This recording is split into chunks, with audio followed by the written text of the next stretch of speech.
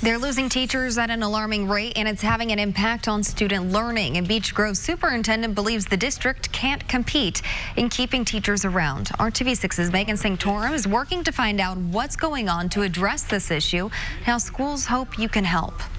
In my short time here, I've seen a lot of turnover. Gabby Starkey is an agricultural science teacher here at Beech Grove High School. She's been with the district for about a year and says she's already seen the impact teacher turnover can have on students. It's really hard for students. I think they had three. They had their ag teacher that left, and then they had a sub, and then they had me. Our biggest challenge is that we will lose 20 to 25 teachers a year. Superintendent Paul Kaiser says he thinks it all comes down to pay. He tells us Beech Grove was one of the highest paying districts in the state about 15 years ago, but that's not the case anymore.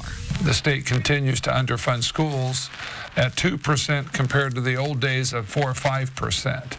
And also for our case, it's a circuit breaker loss. Those circuit breaker laws are caps on property taxes.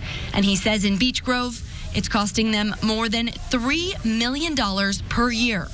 So now the district is looking at a referendum for the May ballot. It would, in part, provide a $2,000 increase to each teacher's salary.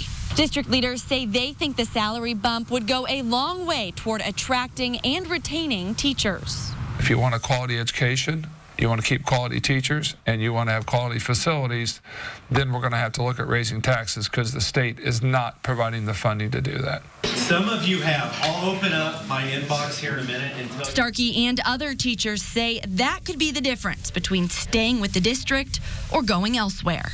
Incrementally, it's a really big deal for us. $2,000 goes a long way, not just for 1 year, but when you add it up over a teacher's career, it really is an incentive. Especially for newer teachers and those who don't live in the area.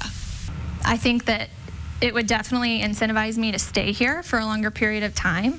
I do make that commute, so it's always something to be looking at, pay and making sure that you're getting compensated to make up for the, money you spend and time you spend driving. And the superintendent says he thinks if voters do not approve this, they could start losing even more teachers in the coming years. Working for you, Megan Sanctorum, RTV6. Megan, thanks, and we will have more information on the referendum and an additional construction referendum the district is looking at posted on our site and in this story on the RTV6 app.